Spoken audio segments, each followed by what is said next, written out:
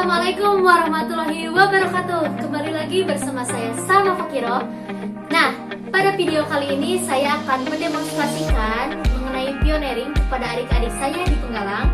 Nah, untuk kalian yang ingin tahu apa itu pioneering, langsung saja tonton video ini.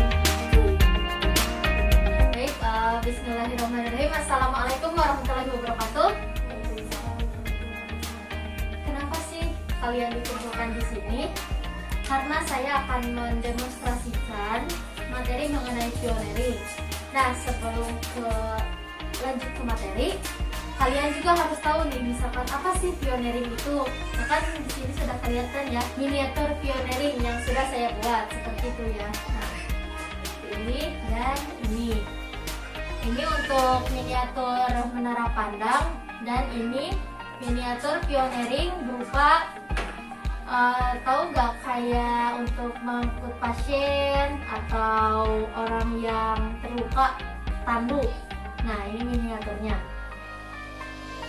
Jadi kalau dilihat dari pengertiannya, pioneering itu merupakan suatu keterampilan yang harus dimiliki oleh anggota pramuka. Namun tidak ada salahnya nih untuk masyarakat umum untuk mengetahui apa itu pioneering, karena secara tidak langsung juga dalam kehidupan sehari-hari kita pasti sudah tidak asing lagi dengan yang namanya tali, terus kita mengikat tali dengan nus dan sebagainya. Nah, itu juga merupakan pioneering. Namun jika dalam lapangannya di pramuka itu biasanya mempraktekkan pioneering ketika ada kegiatan kemah. Di sana kan kita hanya membawa tongkat saja. Namun ketika kemah tidak hanya satu hari tuh, kita kemah biasanya 3 hari, dan kita juga biasanya membutuhkan kayak rak sepatu. Kita biasanya menggunakan tongkat dengan tali yang dibuat menjadi rak sepatu gitu. Biasanya kita tidak bawa rak sepatu dari rumah. Namun di sana kita membuat pioneering dari tongkat dan tali seperti itu. Bisa kalian lihat di sini.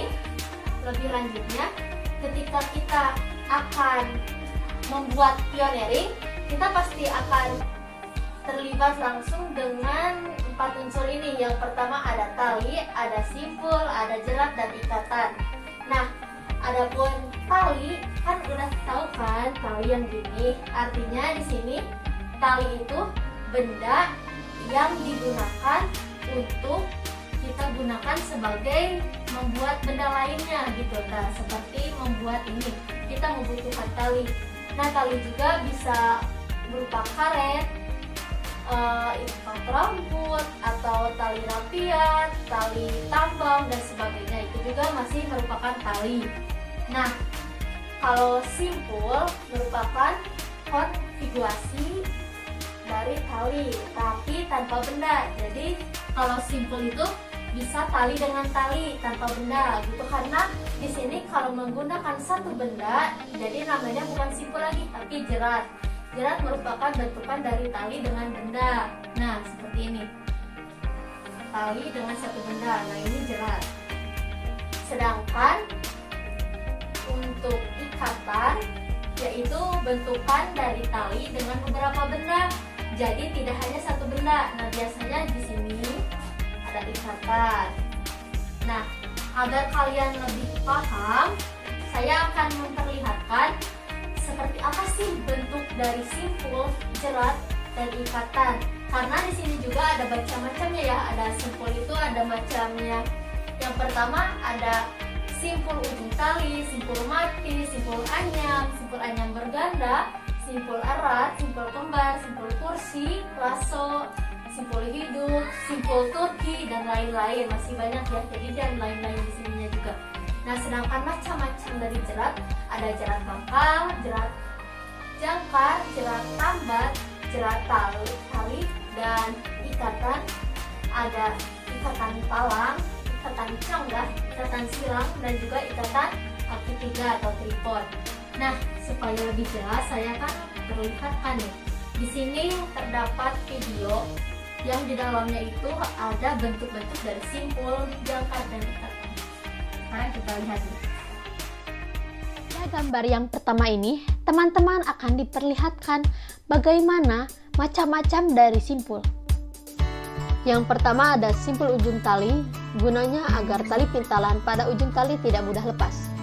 Yang kedua, simpul mati, gunanya untuk menyambungkan dua ulas tali yang sama besar dan tidak licin. 3. Simpul anyam, gunanya untuk menyambungkan dua ulas tali yang tidak sama besarnya dan dalam keadaan kering. 4. Simpul anyam berganda, gunanya untuk menyambungkan dua ulas tali yang tidak sama besarnya dan dalam keadaan basah. 5. Simpul erat, gunanya untuk memendekkan tali tanpa pemotongan. 6. Simpul kembar, gunanya untuk menyambungkan dua ulas tali yang sama besarnya dan dalam keadaan licin. 7. Simpul kursi, gunanya untuk mengangkat atau menurunkan benda atau orang pingsan. 8. Simpul penarik, gunanya untuk menarik benda yang cukup besar. 9. Simpul lasso untuk menangkap binatang. 10. Yaitu simpul turki untuk membuat sebuah wongle. 11. Simpul hidup. Nah, bisa kalian langsung lihat ya gambarnya seperti apa. Baik teman-teman, itulah macam-macam dari simpul. Nah, sekarang kita bahas mengenai macam-macam jerat. Gambar yang kedua ini, teman-teman akan diperlihatkan bagaimana macam-macam dari jerat itu sendiri. Yang ke satu itu ada jerat pangkal. Nah, gunanya untuk mengangkat tali pada sebuah kayu atau tiang. Akan tetapi, ikatan pangkal ini dapat juga digunakan untuk memulai suatu ikatan. 2. Jerat tiang. Gunanya untuk mengikat sesuatu sehingga yang diikat masih dapat bergerak leluasa. Misalnya, untuk mengikat leher binatang supaya tidak tercekik. 3. Jerat jangkar. Gunanya untuk mengikat jangkar atau benda lainnya yang berbentuk ring. 4. Jerat tambat. Gunanya untuk menambatkan tali pada suatu tiang atau kayu dengan erat. Akan tetapi mudah untuk melepasnya kembali. Ikatan tambat ini juga digunakan untuk menyeret balik dan bahkan juga digunakan untuk memulai suatu ikatan. Jerat tarik. Gunanya untuk menambatkan tali pengikat binatang pada suatu tiang. Kemudian mudah untuk dibukanya kembali. Jerat ini juga dapat digunakan untuk turun ke jurang atau pohon. Nah, teman-teman, pada gambar selanjutnya ada macam-macam ikatan dan kegunaannya.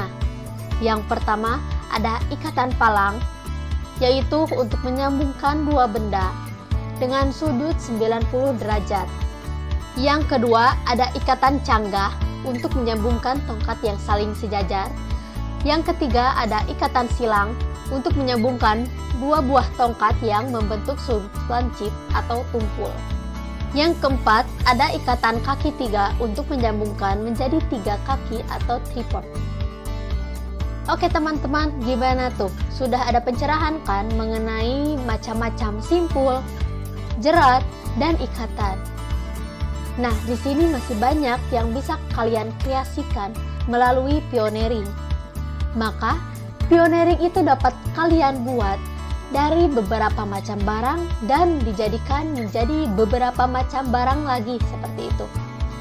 Nah, keterampilan ini harus kalian asah dan kalian aplikasikan agar dapat menjadi lebih baik. Mungkin video kali ini dicukupkan sekian. Terima kasih. Nah, biar tidak mudah lepas, sekarang kita ujungnya. Nah, dijadikan dulu. Membuat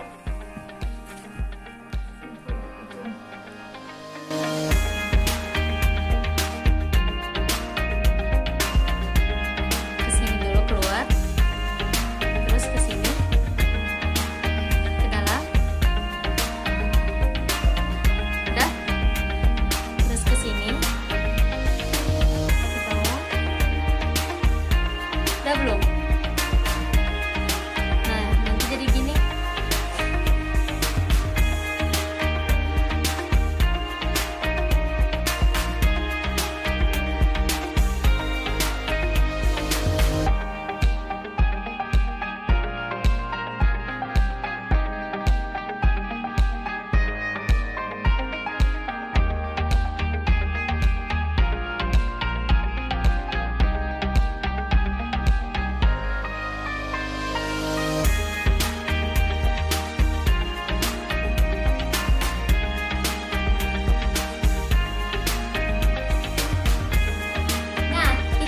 video demonstrasi hari ini. Mudah-mudahan kalian bisa menjadi lebih tahu mengenai pioneering. Dan sebelum mengakhiri video kali ini, saya akan memperlihatkan beberapa miniatur pioneering yang sudah saya buat.